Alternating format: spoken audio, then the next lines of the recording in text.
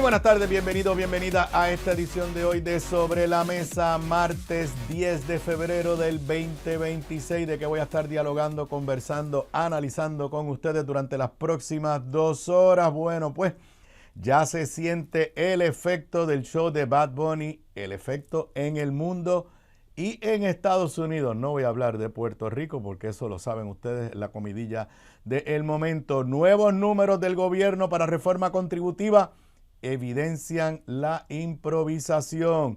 Gobernadora crea, junto a Pablo José, grupo para defender los fondos de Medicaid ante el Congreso.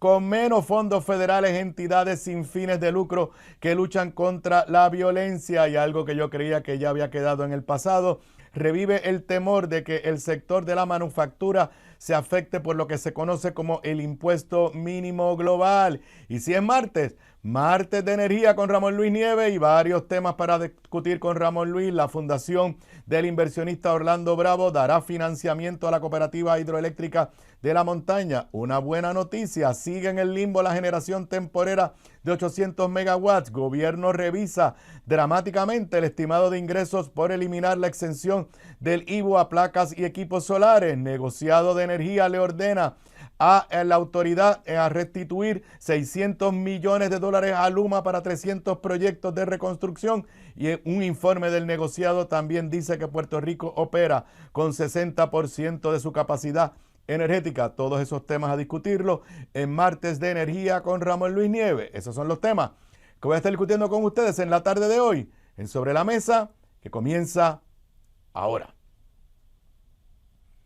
Muy buenas tardes, bienvenidos, bienvenidas a esta edición de hoy de Sobre la Mesa, aquí en vivo desde el estudio. Bueno, hoy no estoy en el estudio ATH Mobile Pi Overtech. Los martes, saben, ya muchos de ustedes lo saben, los martes grabo el programa aquí en Radio Isla, pero lo grabo cerca del mediodía por compromisos que tengo durante la tarde, pero nos escuchas a esta hora, desde las 3:55 hasta cerca de las 6 de la tarde, a través de toda la cadena de Radio Isla 1320, también en la página web de Radio Isla 1320, radioisla.tv, a través de la aplicación móvil de Radio Isla, en el canal de YouTube de esta emisora, en la página de Facebook de Radio Isla y la misma transmisión en la página de Facebook de este servidor, facebook.com/acevedovila.net. Bueno, ayer le dediqué el primer segmento y sé que mucha gente lo vio en vivo, mucha gente lo está viendo grabado. Le invito a que lo busquen en las diferentes plataformas de redes sociales, en mi canal de YouTube. Le dediqué el primer segmento a mi análisis de los mensajes políticos del show de medio tiempo de Bad Bunny el pasado domingo en el Super Bowl. Hoy hay que continuar con el tema porque, tal y como yo había anticipado ayer, esto va a tener y tenía repercusiones políticas más allá de la reacción de Donald Trump, llamándolo el show más horrible y denigrando el espectáculo. Curiosamente, hasta este momento, el presidente se ha mantenido silencio. No conozco de ninguna expresión del presidente. Primero que nada, más allá de la exposición aquí en Puerto Rico, el show de Bad Bunny ha sido primera plana en múltiples periódicos alrededor del mundo. Primera plana en el periódico Miami Herald, por ejemplo, con una alta población hispana en la ciudad de Miami. Primera plana en periódico de Francia. Es el editorial, y se los voy a leer, es el editorial del periódico El País. A los que no conocen de esto, el periódico del País probablemente es el principal periódico de España. El periódico El País publica hoy un editorial con el siguiente título: América es Bad Bunny. La memorable actuación del cantante en el Super Bowl golpea el corazón de la xenofobia trumpista.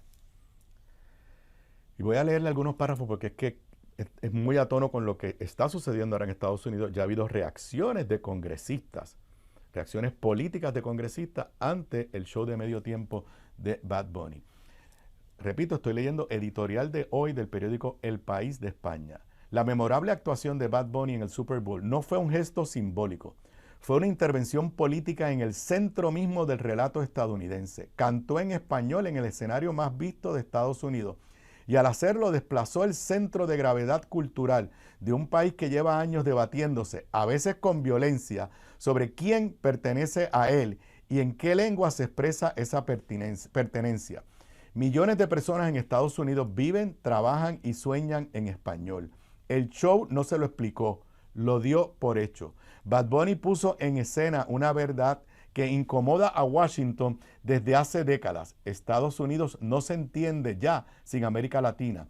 Y aunque una parte de su clase dirigente se empeñe en negarlo. La Super Bowl, el Super Bowl, como se conoce en algunos lugares de América, porque es la traducción del tazón, es quizás el último ritual verdaderamente compartido de la cultura estadounidense. Un espacio diseñado por la unanimidad, la épica nacional, la identidad sin fisuras. Pero eso no importa tanto, por eso importa tanto lo que ocurrió el domingo. No fue un triunfo individual, ni siquiera solo generacional, sino la cristalización de una relación asimétrica. Durante décadas, Estados Unidos ha mirado a Puerto Rico y al sur como frontera, como problema, como espacio a contener. La migración ha sido narrada en clave de amenaza, crisis o excepcionalidad. Bad Bunny hizo algo radicalmente distinto, la convirtió en normalidad. Ahí reside el verdadero contenido político del espectáculo. El español no apareció como lengua de resistencia, sino de presente. No como memoria, sino como realidad viva. En un momento de criminalización del extranjero y de nostalgia por una América homogénea que nunca existió, el mensaje fue brutalmente sencillo. Esta es la América que está y sigue aquí. La reacción de Donald Trump resultó previsible y precisamente por eso reveladora. Al calificar el espectáculo de terrible y de los peores de la historia, no estaba haciendo una crítica estética, estaba marcando una frontera. El trumpismo no discute la calidad de la actuación, discute su legitimidad. Lo que le molesta no es la música, sino el mensaje implícito de que Estados Unidos ya no es, si es que alguna vez lo fue, monolingüe, monocultural, homogéneo. El show del conejo malo mostró cómo lo latino es indispensable para el presente cultural de Estados Unidos, pero sigue siendo incómodo en su proyecto político. Se baila al ritmo del sur, pero se legisla contra él. Se consume su cultura, pero se cuestiona su derecho a existir en igualdad. Bad Bunny no resolvió esa paradoja, pero la volvió imposible de ignorar. La situación funcionó como un espejo brutal. Mostró un país que una parte de su clase política se niega a reconocer. Un país atravesado y moldeado por lo latino, transformado por una generación que no pide integración, sino reconocimiento. Bad Bunny no reclamó espacio, lo ocupó. El espectáculo fue épico, no por el despliegue técnico ni por la audiencia, sino porque condensó en apenas 15 minutos una mutación histórica. El paso de la minoría que pide permiso a la mayoría que ya no necesita pedirlo. El español dejó de ser un gesto identitario para convertirse en un hecho cultural central, imposible de ignorar incluso en el corazón del espectáculo más estadounidense que existe. El Super Bowl pasó, el ruido se apagará, pero la imagen queda. El evento más estadounidense ya no puede fingir que habla una sola lengua ni que se dirige a un solo país. América, de Chile a Puerto Rico, no estuvo representada esa noche, estuvo presente. Y esa diferencia lo cambia todo. He terminado de leer el editorial del periódico El País, principal, a mi entender, principal periódico de España, publicado en el día de hoy. Y esto es un reflejo, fíjense que no es una nota, no es un editorial sobre el aspecto artístico, cultural, es un editorial sobre el aspecto político. Y me remito a mi análisis de ayer. El impacto está siendo difícil hasta de explicar. Por ejemplo, hoy yo me tuve que despertar a las 5:30 de la mañana porque tenía coordinada una entrevista con una de las principales estaciones de radio de Barcelona que querían de qué hablar conmigo. Obviamente 5:30 de la mañana por la diferencia de hora, precisamente de Bad Bunny. De Bad Bunny, el efecto político de la reacción de Donald Trump. Tengo entendido que mi sobrino Luis Herrero le está pasando lo mismo, creo que lo han llamado o lo van a llamar de una estación de radio en Argentina.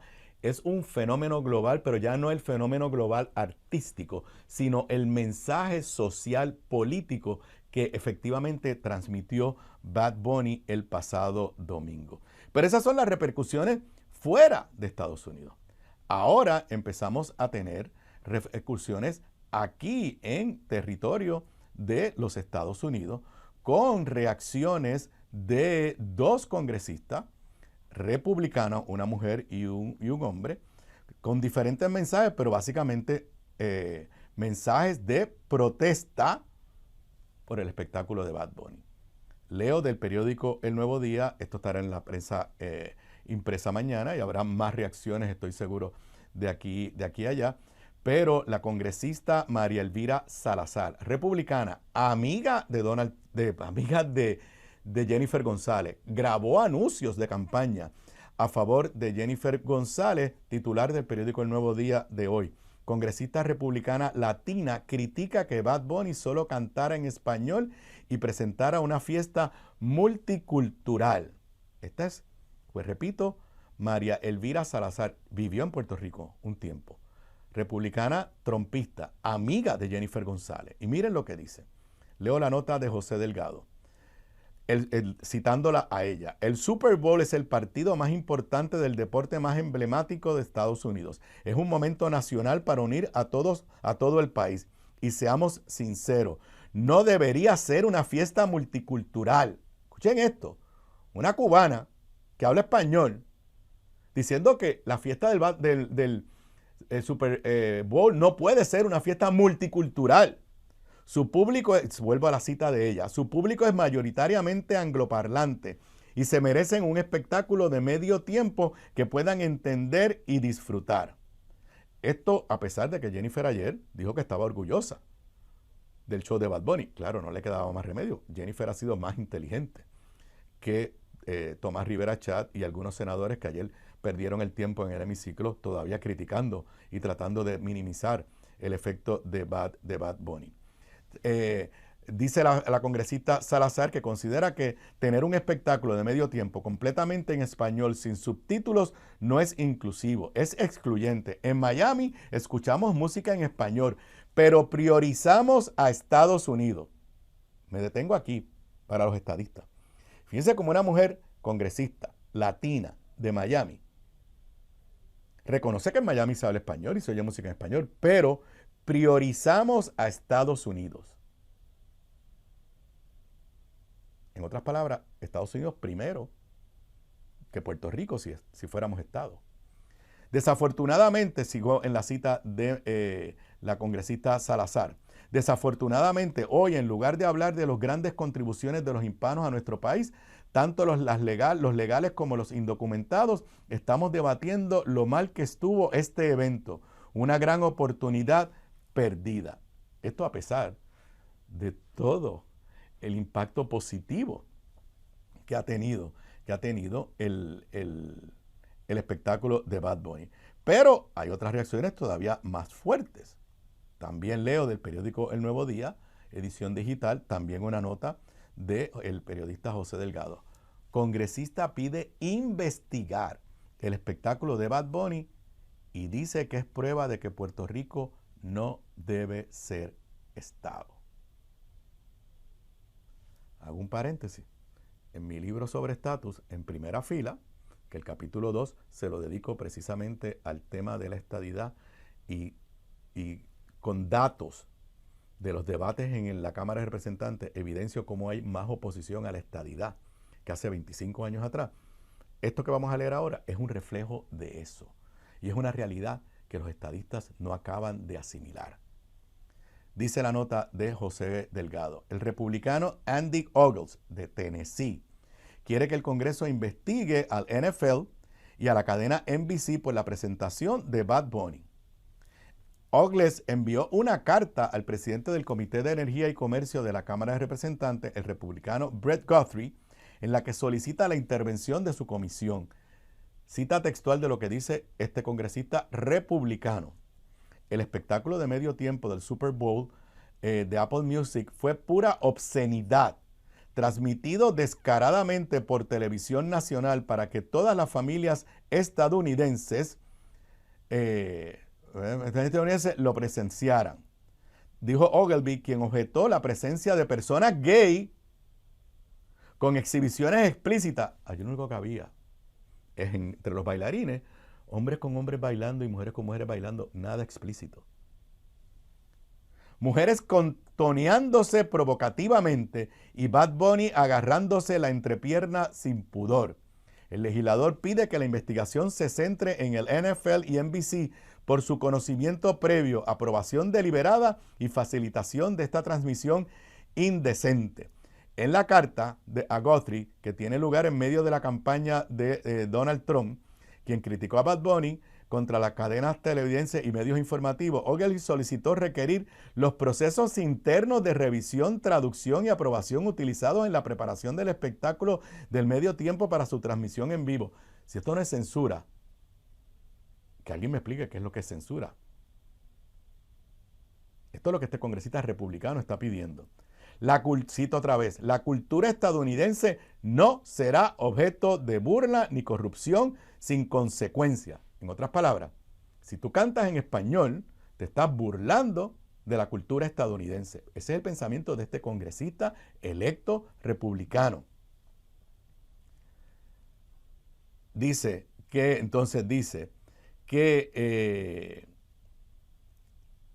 el espectáculo de Bad Bunny es prueba concluyente de que Puerto Rico nunca debe ser un estado. Si bien el set se interpretó predominante en español, se basó en canciones cuyo contenido sexual era evidente a través de cualquier barrera lingüística. Esta barrera lingüística no mitigó la naturaleza explícita del material. Más bien reforzó la obligación de la emisora de ejercer una diligencia razonable al revisar, traducir y evaluar el contenido antes de su omisión. Agregó en su carta, le preocupa que pueda haber menos claridad en la aplicación de las normas existentes al contenido en idiomas distintos del inglés, especialmente cuando su aplicación se basa en quejas públicas y traducciones proporcionadas por la emisora. Debemos asegurarnos de que el contenido en español cumple con los mismos estándares y expectativas del contenido en inglés. Así que ya empiezan las reacciones políticas. Primero, una admiración generalizada en Puerto Rico, con algunas limitadas excepciones. Una admiración generalizada en el mundo entero. Cuando comenzó la entrevista que me hicieron hoy en la radio de Cataluña, lo primero que me preguntaron fue, bueno, yo sé que ustedes no tienen reyes, pero me imagino que en este momento los puertorriqueños se enterarán que Bad Bunny es como su monarca. Y yo les dije, mire, con algunas excepciones, todos estamos orgullosos de Bad Bunny y estamos orgullosos de ser puertorriqueños por lo que Bad Bunny ha logrado. Ese es el sentimiento generalizado. Pero sí, no hay la más mínima duda, como dijo el editorial del periódico El País que les acabo de leer, que lo que ha hecho Bad Bunny, con lo cual yo estoy totalmente de acuerdo, le lanza un reto directo a los sectores más ultraconservadores de Estados Unidos, que tristemente son los que dominan el gobierno y la política norteamericana. Una cosa es la realidad multicultural de Estados Unidos, y hago un paréntesis. Estados Unidos, y eso lo digo en mi libro, Estados Unidos es una nación multicultural formada por inmigrantes, aunque ahora los quieran votar. Pero Estados Unidos no es un estado multinacional. Y el tema de la estadidad para Puerto Rico no se trata de una minoría, se trata de anexar a la Unión un territorio que se siente que es una nación, que se siente que es un país, que tiene una historia común. Esos son otros 20 pesos. Y un poco por eso esas reacciones legítimas, aunque tengan visos raciales, porque no es lo mismo una minoría cultural en los Estados Unidos conviviendo, a lo cual está en contra de los republicanos, a tú anexar y convertir en un estado y hacer parte de la federación otra nación. Es convertir a Estados Unidos en un estado multinacional. Algo, repito, de lo que hablo en mi libro. Pero estas reacciones lo que hacen, aunque no lo quieran, es avivar no solamente la discusión sobre la presencia hispana latina en los Estados Unidos, algo a lo cual los blancos republicanos le tienen un terror, pero sí indirectamente, y yo lo dije ayer, la canción Lo que le pasó a Hawái, que interpretó una parte de ella, su estrofa más contundente, Ricky Martin el pasado domingo, no es una canción antiamericana, es una canción antiestadidad para los que somos de una cultura diferente. Y esa canción básicamente lo que dice es lo que todo el mundo sabe. La cultura hawaiana fue absorbida, desapareció. Sí, sigue siendo un elemento folclórico, pero no es lo que se vive día a día en Hawái. Y eso es un poco, no, eso no es un poco, ese es el mensaje que estaba dando. Esta carta y estas acciones del republicano Andy Ogles ya le respondió en un sólido tweet el comisionado residente Pablo José. Lo voy a leer en inglés, a ver si me da tiempo a traducirlo aquí un segundito, pero si me dan un segundito, esas son las cosas cuando uno está aquí en vivo. Voy a usar a mi amigo ChatGPT. Me dan un segundito, ustedes me perdonan. Traduce.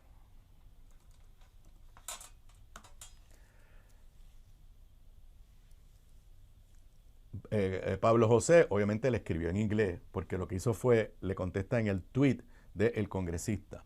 El congresista Ogles publicó un tweet y Pablo José le contestó hoy a las 11 de la mañana. Le voy a leer en español. Estimado colega, ¿sabe qué es lo que da un mal ejemplo? Pero mira, nueva definición de perreo recién publicada. Contonearse provocativamente, porque eso es lo que dijo el congresista en inglés.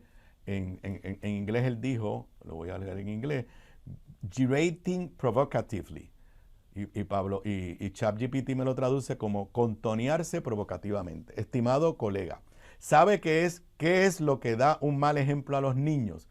Un presidente que presume de agarrar a las mujeres por sus genitales, llama a mujeres cerdas y dibuja el torso de una mujer en el libro de cumpleaños de un pedófilo convicto. Excelente contestación de Pablo José a estas expresiones de este congresista. Pero repito,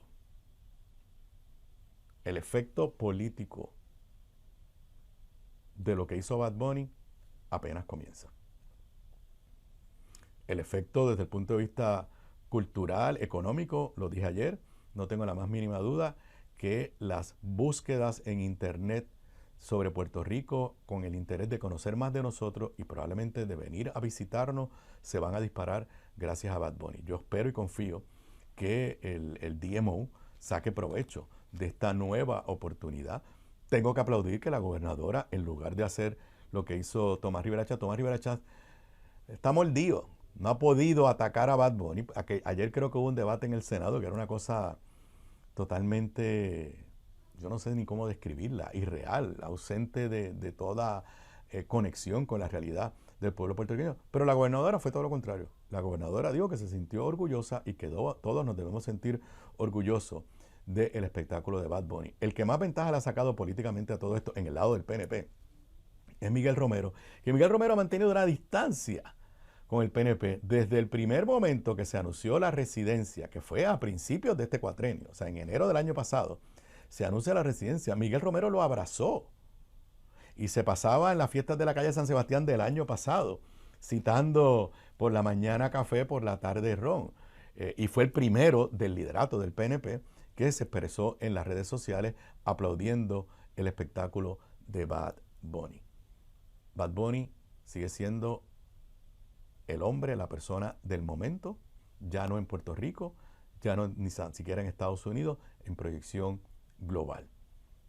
Artísticamente es un genio. Pero como le dije, me preguntaron en la estación de radio de Cataluña si esto era Bad Bunny o es que hay alguien detrás de él. Y yo al principio pensaba que era que alguien lo estaba asesorando, pero yo he escuchado entrevistas de Bad Bunny, he leído entrevistas de Bad Bunny. Y yo no tengo la más mínima duda que obviamente tiene un equipo de primer orden desde el punto de vista artístico. El espectáculo fue impecable. Uno de los mejores espectáculos que se ha hecho a nivel mundial. Y para eso se necesita gente de talento alrededor de él. Pero yo no tengo la más mínima duda que estamos ante un joven de apenas 31 años con una gran conciencia social de lo que es él y de lo que somos nosotros, primero que nada, puertorriqueños. Regreso con más luego de la pausa. La clave para la buena cocina, además de los ingredientes y recetas, está en la calidad de los productos en los que cocinas. Por eso te recomiendo mi línea Giovanna Heike Cookware Collection, con acabado en cerámica, mangos ergonómicos y 4 milímetros de espesor para mejor conducción de calor. Lo distribuye North Caribe Imports y su marca Caribe, donde además encuentras utensilios de cocina y limpieza para tu hogar. Ahora cuida tu jardín con Caribe Garden. Caribe, calidad, experiencia y el mejor precio. Pídelos en tu supermercado más cercano. Simplifica tu vida con Caribe. Distribuye North Caribe Imports, la empresa puertorriqueña con más de 50 años sirviéndote a ti. Gramas lindas, gramas, plantas, palmas y todo para tu jardín. En Dorado, 796-1386. 796-1386. Gramas lindas, excelente calidad y servicio insuperable. 796-1386.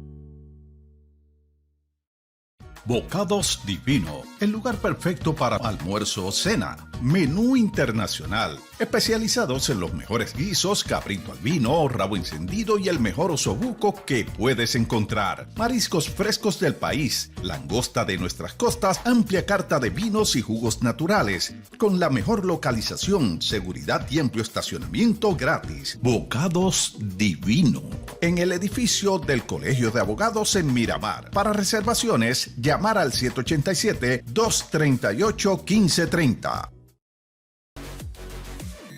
Aquí de regreso a Sobre la Mesa, hoy martes 10 de febrero del 2026. Continúo aquí como todos los días de 3:55 cerca de las 4 de la tarde hasta cerca de las 6 de la tarde. Bueno, el primer segmento, si no lo escuchaste, recuerda que lo puedes encontrar más tarde hoy.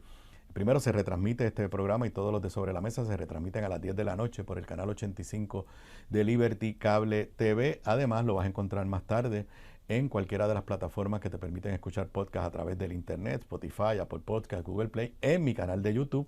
Así que si no escuchaste la primera parte del programa donde hice la actualización sobre las repercusiones políticas de Bad Bunny, te invito a que lo hagas, pero esto no se detiene. En la pausa, pues entré a Twitter y encontré otro congresista republicano. Este se llama Randy Fine. Pues Mr. Randy Fine puso un tweet, después que había puesto otro ayer, puso un tweet hoy a las 8:36 de la mañana. Lo voy a leer en inglés y después la traducción al español. Today will be a great day to round up and deport illegals, especially those who like Bad Bunny's filth. All of them, no exceptions. Se lo traduzco según ChatGPT. Hoy sería un gran día para capturar y deportar a los ilegales, especialmente a los que le dieron me gusta a la basura de Bad Bunny. A todos ellos, sin excepciones. Les dije ayer las repercusiones políticas del show de Bad Bunny. Apenas las estamos viendo. Ahora este señor entiende que si a usted le gustó Bad Bunny, eso es suficiente para que lo voten de Estados Unidos. Obviamente él dice que sean los ilegales, pero no nos habían dicho que solamente iban a deportar a los ilegales, o como ellos le llaman ilegales, que tenían récord criminal. Bueno, pues ahora parece que gustarle a Bad Bunny es suficiente. Gustarle a Bad Bunny, haber apreciado y elogiado el show de Bad Bunny, pues parece que eso es suficiente razón para que digan que usted cometió un delito y lo deporten de los Estados Unidos. Esto no hay quien lo detenga. Las repercusiones apenas comienzan. Bueno, pero en otros temas, acabo de decirle, antes de la pausa, de la incertidumbre con el tema de salud. El gobierno de Jennifer González se niega a reconocer que las políticas de Donald Trump ya están teniendo efecto en recortes de fondos federales. Están en negación. Y esa es una de las preocupaciones de la Junta de Control Fiscal. Es más, debería ser una de las preocupaciones de la gobernadora. Pero como la gobernadora no se atreve a criticar en nada a Donald Trump, para ella es más importante ser leal a Donald Trump que serle leal a Puerto Rico. Esa es la verdad. Esa es la realidad. Pues si tú no reconoces la realidad, es difícil enfrentarla y mucho menos cambiarla. Y hoy el periódico El Vocero nos confronta con una realidad. Página 5 de su edición impresa, con menos fondos, entidades que ayudan a víctimas. Una nota de Andrea Santiago Torres. Varias organizaciones que reciben fondos federales provenientes de la Ley de Víctimas de Delito, VOCA, V-O-Z-A, por sus siglas en inglés, han recibido recortes en las ayudas y se han impactado adversamente la prestación de sus servicios. Y vamos a darle aquí algunos ejemplos de quienes ya tienen menos fondos federales. Y repito, esas son las cosas que debería estar atendiendo entonces el gobierno de Puerto Rico. Por ejemplo, el Centro de Salud Justicia de Puerto Rico, de la Escuela de Medicina San Juan Bautista, la pérdida total de los fondos VOCA este año obligó a una reducción drástica de personal y servicios.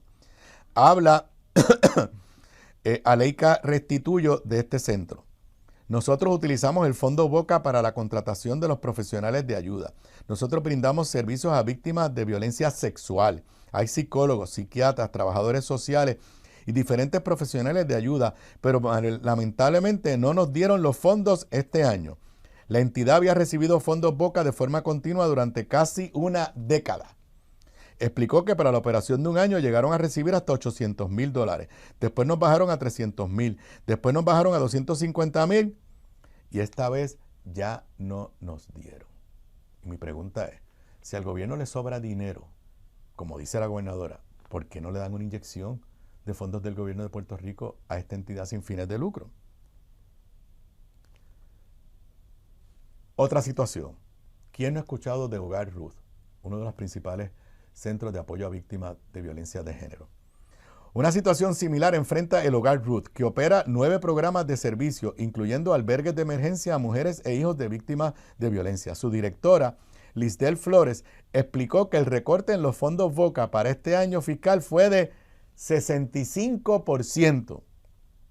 De casi 460,000 que recibía, este año le otorgaron 149,000.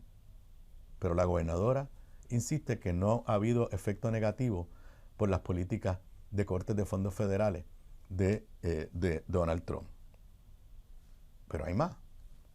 La Red Nacional de Albergues de Violencia de Género, que agrupa a 7 organizaciones que operan 9 albergues, la presidenta de su junta, Coralie León Morales, explicó que los fondos VOCA son una de las principales fuentes para sostener los servicios 24/7. Este año los albergues que recibieron fondos obtuvieron entre 150 y 200,000, una reducción significativa frente a los 300 o 400,000 que recibían anteriormente. Nos pasamos hablando del tercer sector. Y la gobernadora y todos los funcionarios públicos hablan de la importancia del tercer sector. Y aquí tenemos evidencia clara y contundente de cómo el tercer sector, y particularmente en lo que tiene que ver con las víctimas de delito, y particularmente con lo que tiene que ver con la violencia de género, las políticas draconianas, inhumanas de Donald Trump, están teniendo el efecto de dejar a estas entidades sin fines de lucro, sin los recursos necesarios. Pero uno no ve cuál es la estrategia del gobierno de Puerto Rico para, de alguna forma, compensar esta pérdida, ni mucho menos que la gobernadora levante la voz de preocupación por lo que está sucediendo. Y estamos apenas en el primer año de Donald Trump y no conocemos todavía todas las repercusiones que pueden tener sus políticas públicas. Y cambiando de tema, pero también a temas que nos afectan desde el punto de vista económico, yo recuerdo tener en este programa a el economista de Espacios Abiertos,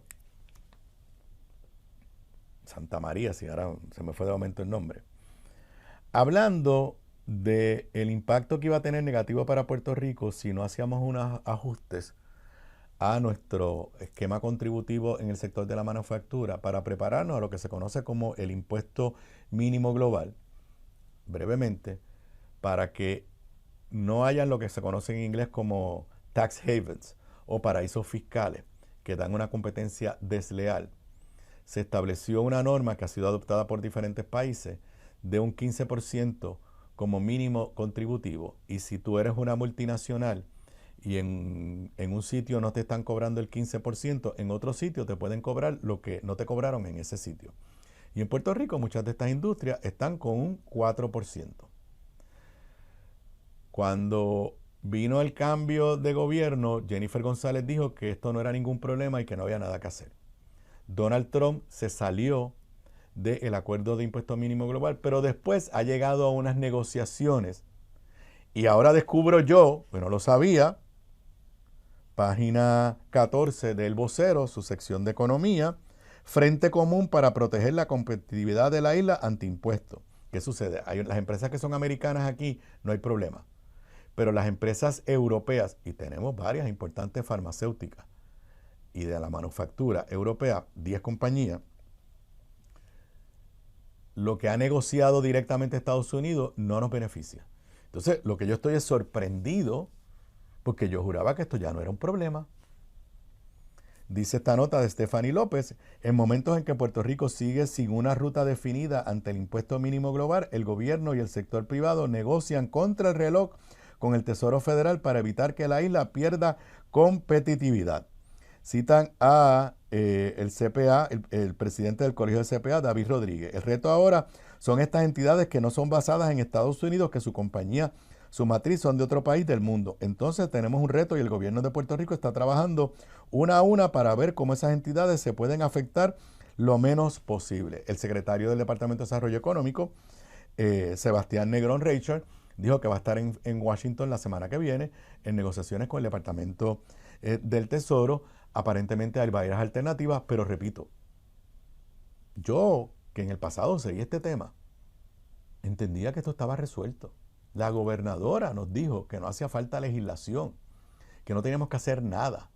Y ahora descubrimos que tenemos un reto real en un sector de la manufactura que, contrario a lo que nos había dicho Donald Trump, que con sus aranceles la manufactura iba a regresar de forma acelerada a los Estados Unidos, incluyendo a Puerto Rico, un sector de la manufactura que está dando serias señales de estancamiento. ¿Cuál es la solución? Yo no la tengo. Es más, como les dije, yo creía que esto no era un problema, y cuando veo el periódico El Vocero hoy, me sorprendo con que no solamente es un problema, sino que aparentemente estamos contra el reloj. Y mi pregunta es, ¿qué hizo el gobierno durante todo el pasado año para tratar de evitar que se afecte nuestra competitividad en el importante sector de la manufactura? Me voy a la pausa, regreso con Martes de Energía luego de la pausa. Abogado, político y músico, ahora se sienta a la mesa para generar más electricidad que nadie. Ramón Luis Nieves está en Martes de Energía.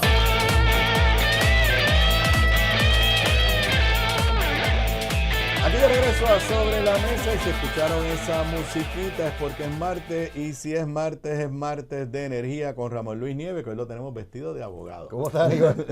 Sí, porque como te comentaba fuera del aire, los abogados, mi práctica civil, y los abogados de la práctica civil, pues ya no litigamos tanto dentro del tribunal, sino que lo hacemos mucho por Zoom y eso. Pero hoy me llamaron a una vista presencial del tribunal. Yo estaba bien emocionado por la mañana, con mi carro, llegué allí a Toa Alta y estuvo chévere. Así que qué bueno. Muy bien, muy bien.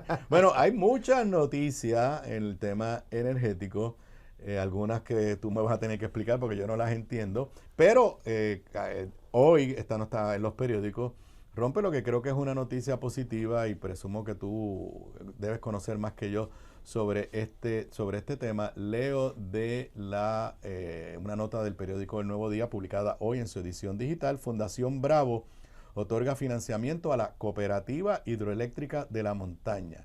Con una inyección monetaria de $2.3 millones, la organización lanza su programa de apoyo al tercer sector en Puerto Rico.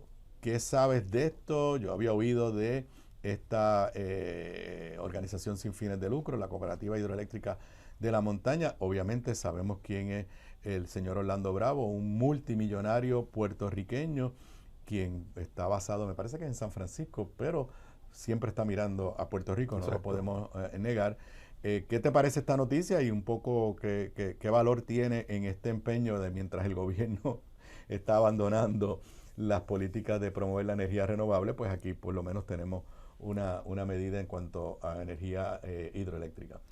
Bueno, como nos enseñó tu sobrino Luisito, siempre hay que, ¿verdad? Uno no puede hablar de cosas que clientes de uno estén involucrados sin decirlo, ¿verdad? Y hay gente que lo hace, muy mal. Pero yo he colaborado con la Cooperativa Hidroeléctrica de la Montaña. Eso es lo que yo recordaba. Desde que comenzaron, desde que se certificaron como cooperativa eléctrica. Esto es importante. Es una ley especial, ¿verdad? Sí. En el 2018, los entonces senadores Larry Selhammer y Eduardo Batia crearon una ley para autorizar a la creación de cooperativas de energía en Puerto Rico. Ese concepto es viejísimo en Estados Unidos. Desde los años 20 del siglo pasado comenzaron a formarse cooperativas que dan servicios de distinto tipo, particularmente en las áreas rurales de Estados Unidos. Hay como 900 y pico de cooperativas en toda la nación norteamericana.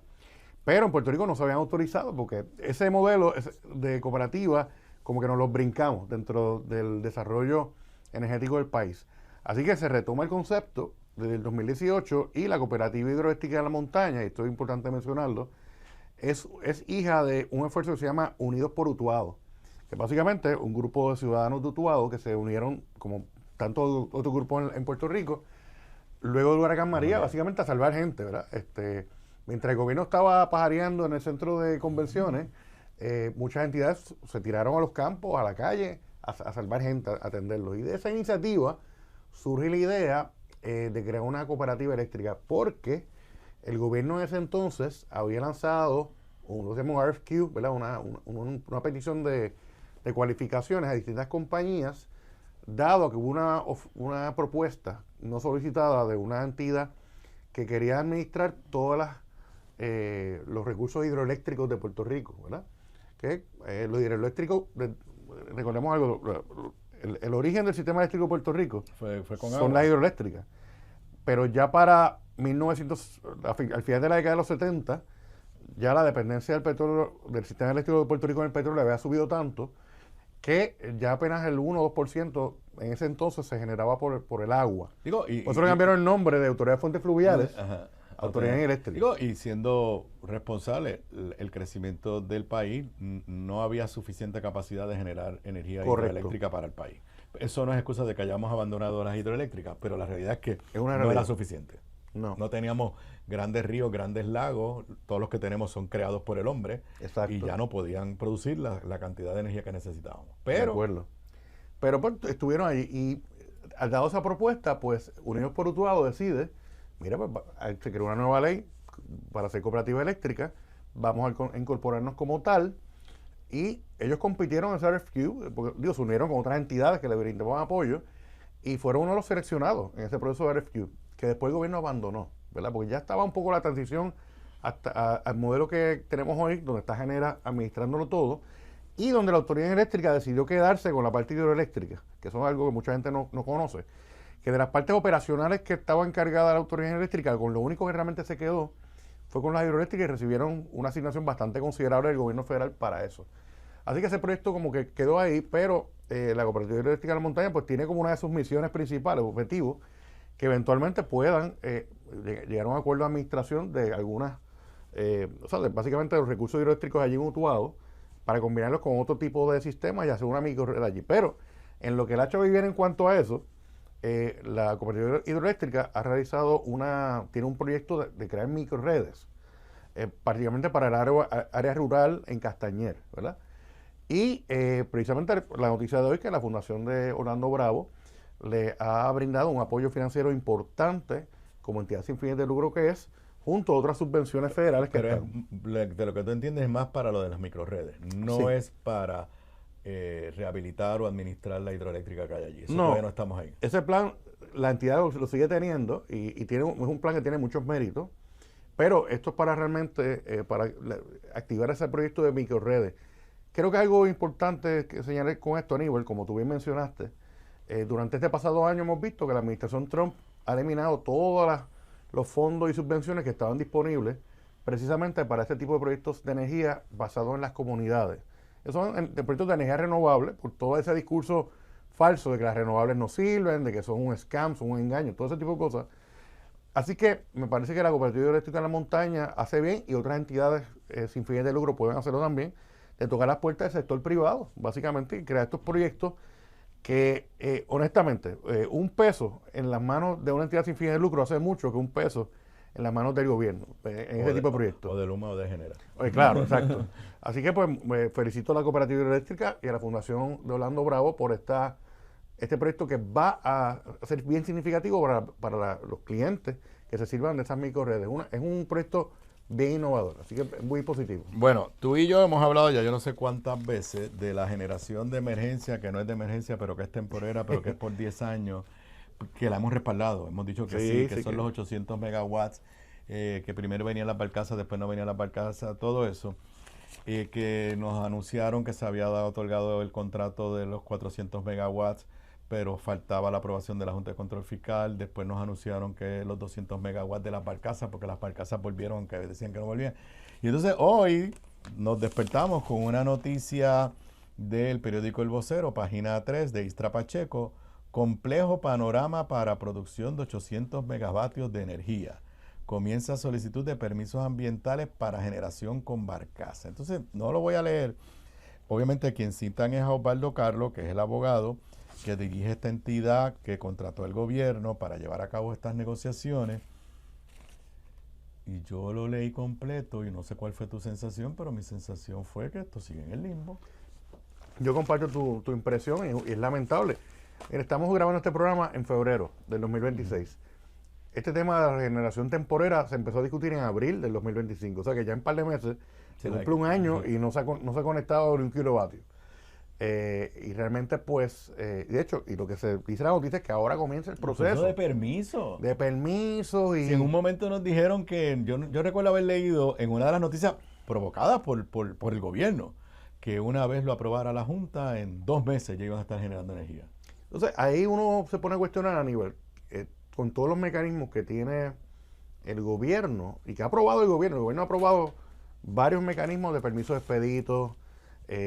Está la facultad de la Junta de Control Fiscal, que apenas la ha utilizado para designar ciertos proyectos como proyectos estratégicos que hagan en teoría más rápido todo este tema de la permisología.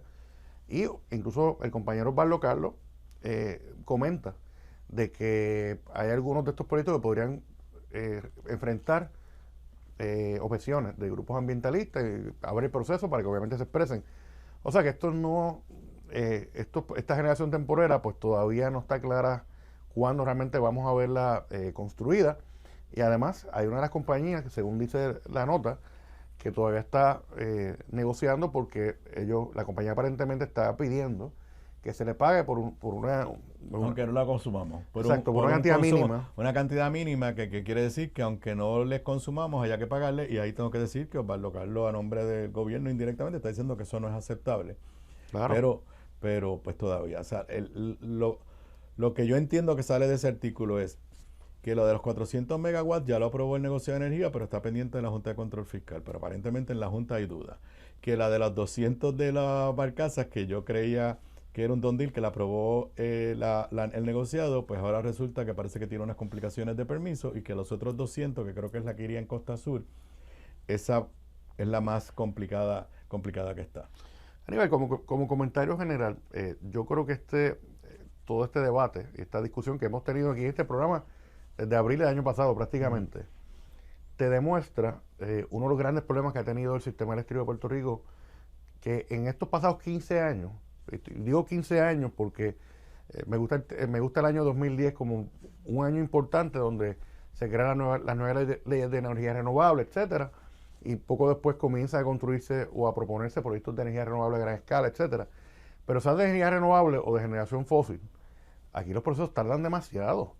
Y hay, como dice el americano, too many cooks. Hay demasiados chefs en la cocina con autoridad para este tipo de asuntos, y esto retrasa los procesos. Yo me pregunto que cuando en 1948 el gobierno de Puerto Rico adquirió una barcaza que se llama Sea Power, que es interesante, porque una barcaza donde había una planta de generación temporera también.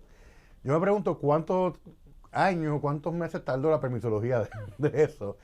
Que de hecho es la primera barcaza de generación fósil, creo que era petróleo realmente, que antecede a la construcción de la Central San Juan en 1950 como la primera.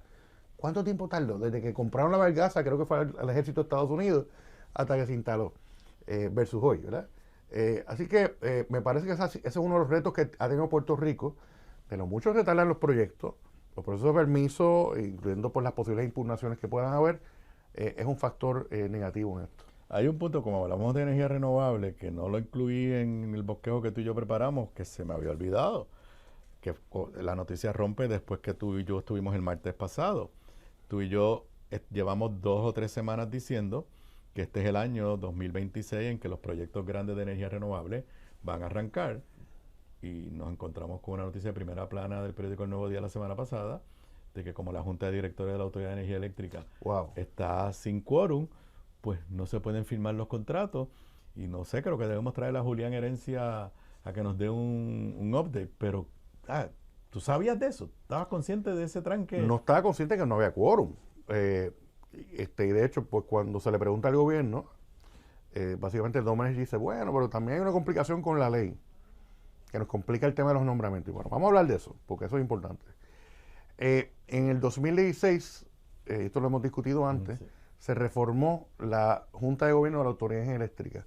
Por años, la queja era de que en esa Junta, por la manera que estaba compuesta por la ley y los nombramientos que se hacían, había mucha gente allí que realmente no sabía de energía, que a lo mejor el secretario, para poner un nombre de desarrollo económico, pues a lo mejor el secretario de desarrollo económico, pero a lo mejor no sabe de qué es wheeling o qué, o sea, de temas estrictamente de energía. Así que lo que se hizo en el 2016 fue rehacer esa junta, de manera que, y se puso unas especificaciones bien claras sobre las capacidades que tienen que tener esos directores de la Junta de Gobierno de la Autoridad. Y se convirtió en la primera junta realmente profesional y capacitada en su totalidad, nombrada allí. Y pues la manera de nombrarla era de que una compañía de colocación de reclutamiento de ejecutivos, Headhunters, se supone que preparara una terna, o sea, un grupo de candidatos y candidatas, y se los presenta al gobernador, y el gobernador está obligado de escoger según esa terna. Así se escogió la primera junta, y ese proceso no tardó mucho. Y fue una junta súper profesional. Cuando cambia eso el gobierno de Ricky Rosselló, había unas quejas del amigo Jordi Navarro, se puso públicamente a combatir esa junta. Así que volvieron al esquema anterior y pusieron de nuevo a jefes de agencia y qué sé yo. Y desde entonces, pues, Puerto Rico ha carecido de ese tipo de juntas profesionales que merece, ¿verdad? Pasan los años y aparentemente hay problemas. No estoy bien consciente de qué pasó ahí, pero dejaron que se expiraran términos, lo que fuera, y ya no tienen los miembros. No escogen el representante de los consumidores. Hace años, desde que estaba el amigo Tomás Torres Placas. Torres Placas, que su término venció. Entonces el ombudsman dice, yo se supone que haga la elección, pero si no me dan chavo, no puedo hacer la elección. No tengo chavo. Y descalificaron a la persona que le había interesado, yo creo que por politiquería, pero no voy a entrar. Pero la pregunta es, ¿estaremos a tiempo para poder hacer los proyectos de energía renovable y cumplir con los mandatos de la ley federal de Trump? Que si el 4 de julio no empezó la construcción, se pierden el beneficio de los créditos contributivos. Sí, es importante señalar eso. Y esto, en septiembre del año pasado, la gobernadora emitió una orden ejecutiva diciendo, mira, los proyectos de energía renovable, particularmente los a gran escala, que están en curso para hacer en su proceso de permiso, etcétera, vamos a aprobar este reglamento para acelerar los permisos y trabajar con ellos de manera que estén cumpliendo con los requisitos que se vencen este año, 2026, para poder cualificar para lo que se llama el ITC, que son esos beneficios contributivos, que son parte importante de cómo tú financias un proyecto a gran escala de energía renovable hasta el momento. Trump eliminó esos beneficios efectivos de este año 2026. Así que el concepto era de que ya estuvieran estos proyectos en etapa de permiso y en etapa de construcción. De hecho, Josué Colón nos dijo Julián Herencia cuando estuvo aquí, y me consta a mí personalmente de que Josué Colón y el equipo de las P3 han estado realizando reuniones continuas con las agencias y los desarrolladores para ver, mira, cómo está tu proyecto, mira, tal agencia tienes que ver con esto. Pero ahora, si la autoridad energética, que es el ente que contrata, o sea, los proyectos de energía renovable, la contraparte tuya como desarrollador es la autoridad. Si no tiene su junta de gobierno completa, pues no tiene autoridad para aprobar nada, ni enmiendas a los contratos, ni nada. Así que nos enteramos de que no tiene quórum y que esto es un retraso adicional que pone en peligro que muchos de estos desarrollos puedan darse. Así que esto es algo bien peligroso. Esto aparte, hay unos proyectos a nivel que sí van a estar entrando ya en este año en funciones. Empezó Zero. Porque ya estaban los contratos firmados. Ya, y eso estaba ahí, estaban construidos, etcétera. Pero hay otros proyectos que querían beneficiarse de estos incentivos, que obviamente si el gobierno no termina de nombrar a los miembros de la Junta de Gobierno de Autoridad, y que tienen que pasar por el Senado, pues entonces pues se quedarán guindando los proyectos. Y esto es un golpe grande para la energía renovable. Y mire, para que sepan, un desarrollador cuando intenta hacer uno de estos proyectos, el desarrollador, antes de ganar un peso, ya se han gastado miles y miles de dólares planificando el proyecto. O sea que hay inversión que se perdería, y también se perdería la inversión y la creación de empleo, de contratos, etcétera, que surge cuando tú vas a construir. ¿Y la credibilidad? Exacto. Puerto Rico nuevamente queda pues mal en términos de su credibilidad ante el mundo y ante el mundo de Pero ponte en agenda a traer a Julián otra vez. Julián, te estamos convocando. Citación aquí por el programa. Bueno, y también indirectamente con el tema de energía renovable. Tú y yo habíamos hablado aquí lo contradictorio que parecía que la reforma contributiva, que yo creo que está muerta, pero volvemos a lo mismo, es el mensaje que se envía, creo que está muerta porque la mató la Junta de Control Fiscal. Pero tú y yo habíamos hablado de pues, lo contradictorio que era eliminar la exención al IBU que se disfruta para placas solares, baterías, todo el equipo que tiene que ver con energía renovable. Y también está la de los carros híbridos, que directamente pues, tiene que ver con la cuestión ambiental y ese tipo de cosas. Entonces, ayer el Departamento de Hacienda le contesta a Tomás Rivera Chat la retragila de preguntas que le hizo, y sorpresivamente los números de cuánto produce eliminar el IBU se trepan de 18 millones, creo que habían dicho, que todo el mundo decía, pues si eso es tan poquito, ¿por qué vas a hacer esa exención? Ahora se trepan como a 200 millones de dólares. O sea, ¿qué explicación tú puedes tener, si la hay, para una variación en 2 semanas? Porque no es que pasó un año. O sea, ellos presentaron la reforma contributiva el 12 de enero y el secretario de Hacienda fue a testificar como a los 2 o 3 días y dijo que había que aprobarla sin enmienda. Y entonces en aquel momento dijo que la eliminación de la exención al IBU producía 18 millones. La Junta, en su carta del viernes pasado, dijo que producía 77. Y ahora ellos están diciendo, qué sé yo, 100 y pico. Sí, bueno, yo creo que en este caso el gobierno ha perdido mucha credibilidad en este proceso. Y se nota de que el enfoque, que parece ser el enfoque de esta reforma, matar a las renovables, ¿verdad? Y hay que decirlo así. Cuando a su casa va un vendedor de compañía, ¿sabes?, de equipos solares, o ofrecerte un contrato de arrendamiento de equipos solares, se toman unos números, unos números en consideración. Si ahora le vamos a añadir el IBU, que ya estaba que estos equipos están exentos hasta hoy. Si le añades el IBU, lo que va a pasar es que muchos de estos contratos pues no se van a dar porque te va a salir de los números, que para la familia normal y corriente pues se le va a hacer oneroso entrar a este tipo de contratos, ¿verdad? Porque van a estar pagando mucho más de lo que hoy le pagan a Luma. Claro, uno pone una cosa en la balanza, ¿verdad? Porque los equipos solares permiten, no se te va a dar luz nunca, a ti, en tu casa. Pero usualmente pagas o lo mismo o menos de lo que pagabas con Luma. Pones el IBU, saca de la ecuación a muchas familias que pudieran beneficiarse. Y la pregunta es, ¿pero por qué tú te enfocas en eso? ¿Por qué el gobierno quiere enfocarse en eso sabiendo que en Puerto Rico continúa la crisis energética? Porque si tú me dices que ya todo está chuching, de que el sistema está operando bien y todo, pues ya entonces tener energía renovable pues podría considerarse quizás algo, no una necesidad, sino otra cosa, ¿verdad? Pero hoy es una necesidad para muchas familias. Así que, de momento, esto me parece que el Departamento de Hacienda lo que hizo fue poner un número y después tratar de justificarlo.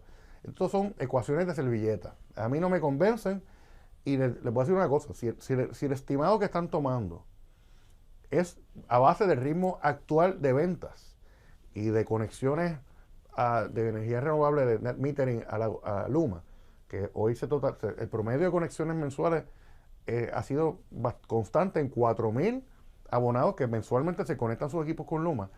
Si se creen que estos números, si quitando el IBU, van a permanecer ese ritmo de conexiones e instalaciones, eso es falso, lo van a colapsar.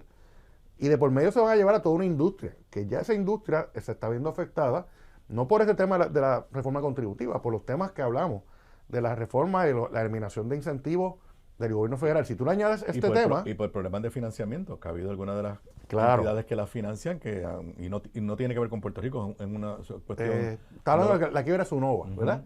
Que era la parte financiera que apoyaba a muchas de estas compañías.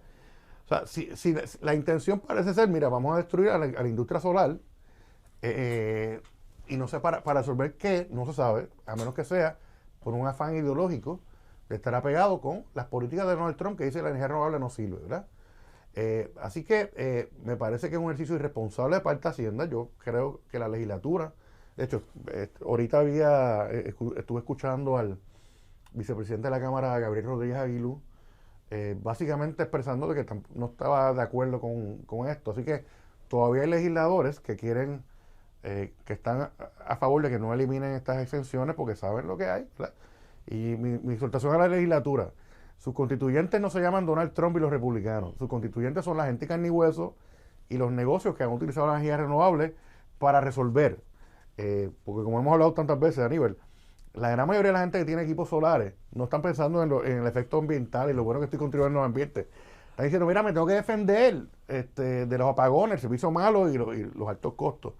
Así que yo espero que la legislatura escuche, sepan también de que estas medidas aportarán a que miles de personas se queden sin empleo en Puerto Rico. Esto es una industria que no existía hace 15 años como está hoy. Yo conozco gente que viven de eso, ingenieros, vendedores. Claro, y que pues, tú sabes, por las circunstancias del sistema eléctrico, se ha querido generar una industria que está generando miles y miles de empleos. Medidas como esta lo que hacen va a ser poner a la gente en la calle, ¿verdad? Así que espero que la legislatura considere eso y busque esos ahorros, busque esos 100 millones de otro lado. Mira a ver cuántas agencias de Puerto Rico, si tú las cierras mañana, no pasa nada en el país. Busquen eso, que el gobierno baje sus gastos. Esto es una opinión aparte. Yo creo que la mejor reforma contributiva, Aníbal, es que el gobierno se ponga el cinturón y deje de estos gastos. ¿Cuánto nos ahorramos con muchos de estos viajes que van 100 personas de Puerto Rico? Pónganse a mirar, búsquense los gastos y van a encontrar los ahorros que se necesitan para que realmente el pueblo nos beneficiemos con una reforma contributiva real. Bueno, la semana pasada también nos enteramos que, yo no sé cómo interpretarlo, pero parece que Luma le ganó una a la autoridad en el negociado de energía y hay unos chavos ahí que no iban a usarse por unos proyectos, iban a usarse. Regresamos con más en Martes de Energía luego de la pausa. Aquí de regreso a Sobre la Mesa en Martes de Energía, que le pedí que se quedara por un tiempito extra. Yo comenté esta noticia la semana pasada, pero yo creo que hasta dije, yo espero que Ramón Luis me lo explique mejor el próximo martes. Y es que salió una resolución del negociado de energía, que lo que yo interpreté es que le estaba dando una orden a la Autoridad de Energía Eléctrica, le hace al gobierno de Puerto Rico, que le restituyera más de $600 millones de estos fondos de FEMA. Estos son los fondos federales, estos no son fondos para operacional. Pero más de $600 millones que aparentemente este gobierno, o sea, este cuatrenio, le quitó a FEMA, le quitó a Luma para llevar a cabo como 300 proyectos de reconstrucción de Posmaría. Y yo, mi única interpretación fue, bueno, parece que Luma le ganó una al gobierno. No se ha discutido mucho, creo que salió una noticia, pero ¿qué es esto?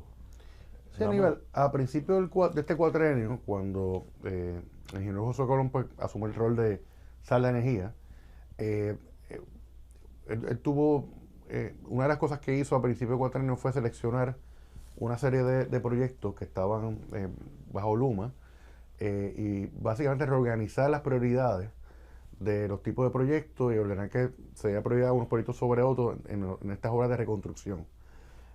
Luma básicamente objetó diciendo, mira, ya hemos gastado como 400 millones de pesos en la parte preliminar de estos proyectos y eso fue elevado a una discusión en el negocio de energía, ¿verdad?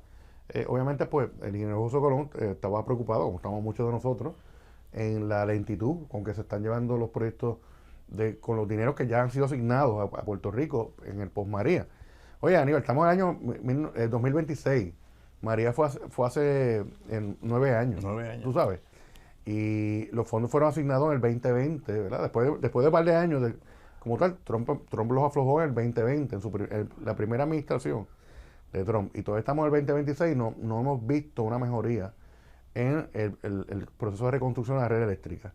Así que Josué Colón hizo ejercicio y hizo, luego de tener reuniones con los componentes del sistema eléctrico, Luma lo objetó por esta razón y habrá negociado, pues un poco le da razón a Luma y ordena que se restituya la prioridad de estos proyectos para que se realicen. Así que es parte de lo que ocurre en un régimen regulado donde ninguno de los regulados tiene el control total, sino que la política energética la decide, la adjudica este regulador que es el negociador de energía. Pero a mí me levantó la preocupación porque de lo que yo leí, Luma dice, pero es que ya yo empecé a gastar dinero en estos proyectos. 400 millones. En planificación, en lo que sea. Entonces, lo que me crea duda es cuál fue el juicio de Josué Colón cuando tomó esa decisión. O sea, ¿qué está pasando aquí? Porque una cosa es la guerra en los tribunales, que sigue la bola congelada, y hoy no vamos a hablar de eso, con Luma, pero otra cosa es, mientras ellos estén ahí, pues que se muevan los chavos. Y nada, me dejó totalmente confundido. ¿Por qué Josué Colón hizo lo que hizo?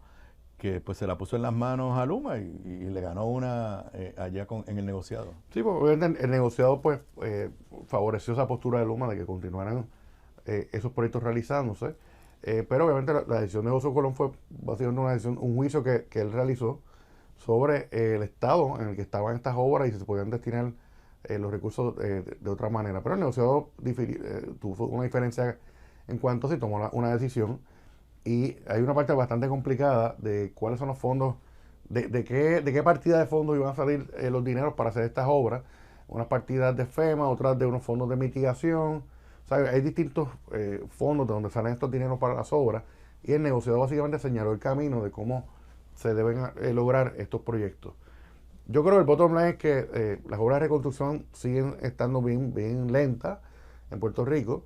En la medida que se han tardado todas estas obras, pues los precios cambian también. Ya los precios en la cadena de distribución de distintos componentes de lo que son estos equipos como tal, pues se ha alterado bastante. Así que esos son elementos que hay que considerar, pero obviamente pues ya el negocio de energía pues señaló un camino de cómo entonces se van a llevar a cabo estos proyectos que para los que ya Luma había gastado no menos de $400 millones. Bueno, y finalmente también hubo un informe del negociado. La realidad es que una de las cosas buenas de toda esta reforma energética es que ahora por lo menos nos dan los datos. Un informe... a veces no nos gustan los datos, pero nos dan. Nos los dan. O sea, no son buenas noticias, pero por lo menos sabemos lo que está pasando. Otro informe del negociado de energía que lo que interpreto es que está diciendo que operamos a 60% solamente de nuestra capacidad de generación. Sí. Pero a la misma vez, ¿cuál es la alternativa? ¿Prender esas máquinas viejas o nueva generación? O sea, ¿qué es lo que dice el informe? Tiene mucha razón. Básicamente lo que el informe dice es que tenemos una capacidad instalada, o sea, que capacidad instalada básicamente es de todas las plantas eléctricas de la Autoridad Eléctrica y también de las privadas que se toman en cuenta. ¿Cuánta energía se supone que esta energía, pues, estas plantas produzcan? Y creo que son 4.8 mil megavatios de energía, ¿verdad? Y aparentemente, pues lo que realmente se está generando energía son promedio de 3.000 megavatios. O sea que hay una diferencia de 1.800 megavatios, que es bastante, ¿no? ¿A qué se debe esto? Pues obviamente lo que hemos discutido aquí es que a través de los años las unidades obsoletas, viejas de la Autoridad Eléctrica, muchas de esas unidades en esas plantas no están en operación. No están en operación porque se dañan, porque realmente no ha habido el dinero para hacer las inversiones de mantenimiento correspondientes. También en las instalaciones privadas de AES y de Ecoeléctrica, también hay no están operando muchas veces a la capacidad instalada de las plantas, sino están operando con menos capacidad. Y ese tema de la generación de energía, de que no tenemos suficiente generación de energía, es uno de los elementos principales por los cuales ocurre el tema de los apagones. No es el único, Porque tú puedes tener toda la generación de energía que sea, pero si el sistema de distribución y transmisión no está arreglado, pues se nos puede ir la luz como quiera, ¿no? Pero es nuevamente pues negocio de energía orientando sobre la realidad del sistema eléctrico y identificando las áreas en las que debe mejorar. Pero un poco para contestando la pregunta mía inicial, o sea, ese 40% que no estamos usando, quizás no es realista prenderla, porque son máquinas viejas. O sea, esa es mi bueno, hay otro tema distinto y tiene mucha razón. Vamos a poner que el 100% de la capacidad instalada esté generando energía, aportando energía al país. Eso es bueno, bueno, no puede ser tan positivo si está generando de manera no eficiente, si estás utilizando combustibles que realmente hacen más caro el proceso. Si contaminan más. Si contaminan más, que tiene un costo ambiental, si no hay unos niveles de eficiencia, que entonces pues te aumentan los costos aún más, ¿verdad? Y eso es lo que ha pasado. Puerto Rico obviamente no ha invertido lo que debe invertir en su sistema, en sus plantas, desde hace muchos años, muchos más años desde que empezó la quiebra de la autoridad. Realmente la insolvencia de la autoridad comenzó en el 2014, se decretó en el 2014, y desde entonces no se han hecho unas inversiones considerables. Si se ha invertido, sí, se ha mejorado un poco el tema, porque sabemos que, por ejemplo, desde que entró Genera, se han ido reparando unas unidades. De hecho, para ser justo, desde que estaba Josué Colón en la autoridad en su segundo turno al bate, 2021-2022, entraron en línea también unidades, ¿verdad? Y dejó el camino allanado. ¿Y eso ha sido con fondos de FEMA, con fondos propios? ¿Con qué es que Genera está haciendo?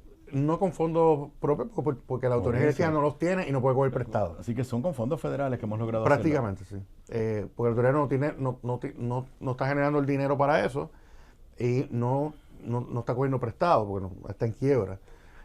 Así que una de las razones por las cuales tenemos que salir de la quiebra y que la autoridad pueda retomar su capacidad de coger prestado es para invertir en mejorar nuestro sistema de generación, de transmisión y distribución, ya con fondos propios que coja, porque para eso se creó la Autoridad de Energía Eléctrica en 1941, para coger prestados y a su vez invertir en el mejoramiento de la infraestructura, cosa que no ha podido ser posible hasta el momento. Ok, nota personal de cómo la infraestructura de transmisión está afectada.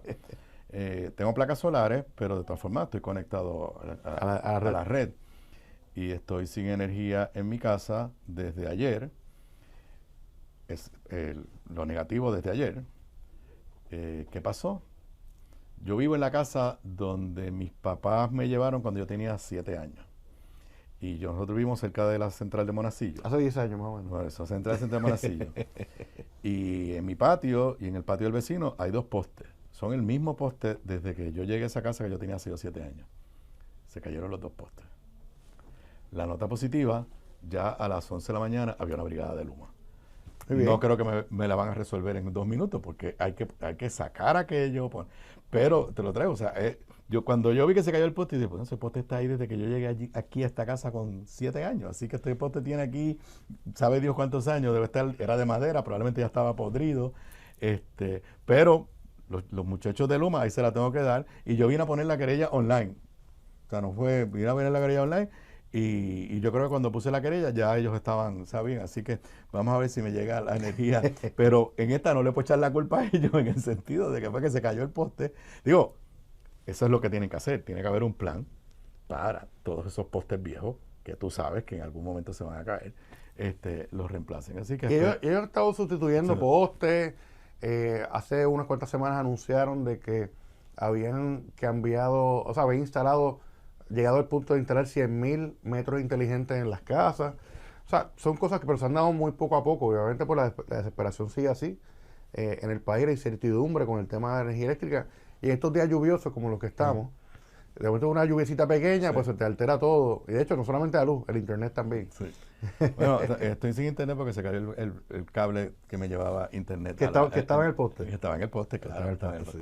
Bueno, muchas gracias, Ramón Luis. Y nos volvemos a ver el martes próximo. Yo regreso con el último segmento luego de la pausa. Aquí de regreso a Sobre la Mesa, ya en el último segmento de esta edición de hoy, martes 10 de febrero del 2026. Te recuerdo, sí, no escuchaste toda la edición de hoy en vivo, si la quieres volver a escuchar, si quieres escuchar o ver algún segmento, te recuerdo que esta edición se retransmite a las 10 de la noche por el canal 85 de Liberty Cable TV, pero además la vas a encontrar más tarde hoy o temprano mañana en todas las plataformas que te permiten escuchar podcast, Spotify, Apple Podcast, Google Play, la sección de podcast de Radio Isla 1320, y también la vas a encontrar en mi canal de YouTube. Fácil de encontrarme en YouTube. Si no te has registrado en mi canal, escribes mi nombre en el buscador de YouTube, te va a llevar a mi canal, ahí le das a la campanita, quedas registrado y recibirás un aviso cada vez que haya una nueva edición de Sobre la Mesa o cualquier otro video que de tiempo en tiempo subo a mi página, a mi canal de YouTube. De esa forma me puedes escuchar, me puedes ver cuando a ti más te convenga. Ayer hablaba de dos noticias no relacionadas. Y hoy pues hay actualización de ambas. Ayer destacaba la historia que había salido durante el fin de semana de que Puerto Rico, las playas del norte de Puerto Rico eran de las más peligrosas en todos los Estados Unidos, en las áreas costeras de Estados Unidos, y en la cantidad de personas que habían muerto ahogadas durante los últimos años y la falta de salvavidas. Y también ayer pues se reportaron 2 turistas desaparecidos en las aguas del área de Arecibo, en lo que se conoce como la cueva de El Indio. Hoy apareció uno de los cuerpos de uno de estos turistas, fue encontrado el cuerpo. Así que nada, lo que quiero es señalar que este es uno de los problemas que Puerto Rico tiene que atender, y si queremos, somos una isla lleno de costa, nos gusta la playa, además es uno de nuestros atractivos turísticos. Esto es turista, fueron turistas. Esto, más allá de la pérdida de vidas, que es lamentable, se va a comunicar fuera de Puerto Rico. Y creo que el gobierno de Puerto Rico, paralelamente con esta promoción turística, tiene que haber una inversión de fondos del Estado en salvavidas, en señalizar las playas, en de alguna forma proteger la vida de aquellos que deciden entrar a nuestras playas. Lo otro que les había hablado ayer, más en el contexto del caso del biólogo que murió a manos de el enfermero y la absolución controversial, y siguen habiendo controversias sobre eso, decía que me preocupaba cómo el Departamento de Justicia estaba manejando muchos de estos casos de alto perfil. Hoy sale a relucir que la defensa de Elviria Cabrera, la mujer acusada del asesinato de Gabriela Nicole, la mamá de Antonechka, que la defensa está pidiendo citar como testigo a la secretaria de Justicia y a varios altos funcionarios del gobierno, además de la secretaria de Justicia, al capitán Juan Bautista del Cuerpo de Investigaciones Criminales de Aybonito, al inspector Roberto Ramos, director del CIS, y a otros testigos, bajo la teoría de que, y esto es un documento al que tuvo acceso El Nuevo Día, de que estas personas, incluyendo a la secretaria Lourdes Gómez Torres, tienen conocimiento de prueba exculpatoria que puede favorecer a la acusada. Yo no sé lo que va a hacer el tribunal en términos de esta solicitud. Llevar de testigo a la Secretaría de Justicia no es nada fácil, pero ni tampoco estoy diciendo que lo que está diciendo la defensa sea correcto. Pero esta sensación de que no ha habido un manejo adecuado de todo el proceso de estos casos está ahí. Dice el abogado de Elvia: es un derecho que le asiste a la señora Elvia Cabrera constitucionalmente el citar a testigos que puedan declarar a su favor, incluyendo a múltiples testigos como la secretaria de Justicia o altos mandos de la policía, porque recordarán que en todo momento manifestaban que los sospechosos y responsables eran menores de edad. Estamos citando a todos los testigos que pudieran esclarecer y demostrar cuál es la verdad de lo que ocurrió, incluyendo a la secretaria de Justicia y al alto mando de la policía. El fiscal indicó que no he tenido la oportunidad de examinar bien la moción y ver qué es lo que están pidiendo. Sí vi el nombre de la secretaria de Justicia, pero realmente no puedo abundar más sobre eso porque no sé en qué contexto ellos están solicitando la comparecencia. Esto se da luego de que ayer el Tribunal de Apelaciones le diera un no al lugar a la paralización del juicio. Como ustedes saben, en este caso, en el de la madre, ya está en etapa de juicio. Por otro lado, hoy reinició la vista preliminar, porque en el caso de Antonechka están en etapa de vista preliminar. Se reinició la vista preliminar y por lo menos lo que reseña la prensa hasta ahora, lo tengo que decir, parece un testimonio bastante contundente de una testigo, una ama de casa que estaba aquella noche allí, Betsaida Caratini Ortiz, donde ella aparentemente testifica, número uno, que vio a Antonechka dándole puños a Gabriela y también que vio a la madre, a Elvia, sacar algo de la cartera, dejar la cartera con otra persona, ese algo podría ser el objeto punzante, y ir caminando hacia llevárselo a Antonechka. Pues como ustedes saben, esto va a ser unos juicios de mucha controversia y que el país va a estar atento a ello. Bueno, y les he hablado de primero, cómo se deben preparar los proyectos de administración, algo que discuto en mi curso de separación de poderes en la UPR,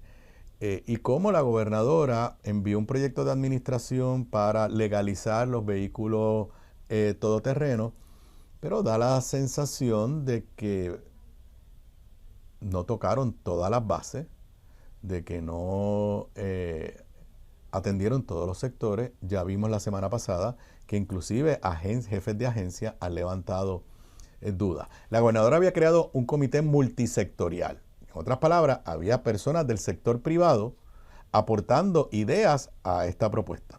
Pues hoy fue a testificar la Asociación de Compañías de Seguro de Puerto Rico, que se conoce como ACODE. Obviamente, si compañías de seguro, carro, seguro, es un sector importante. Y se opusieron. Y la pregunta que yo me hago es, ¿no les consultaron antes? Cuando esto era un proyecto de administración que sabíamos que era prioritario para la gobernadora, porque ella lo hizo parte de su campaña política. Dice aquí la nota en Noticel que ACODE se opuso a la medida. Advirtió que el proyecto provocaría un aumento en las reclamaciones por lesiones corporales ante la Administración de Compensaciones por Accidentes de Automóviles. Ya hay varios testigos, incluyendo funcionarios de gobierno, que han dicho que esto es lo que va a pasar. Dicen que la ponencia dice que presenta serias deficiencias técnicas, inconsistencias legales y riesgos significativos desde la perspectiva de la seguridad vial, la responsabilidad civil y la viabilidad y ofrecimientos de seguros para estos vehículos.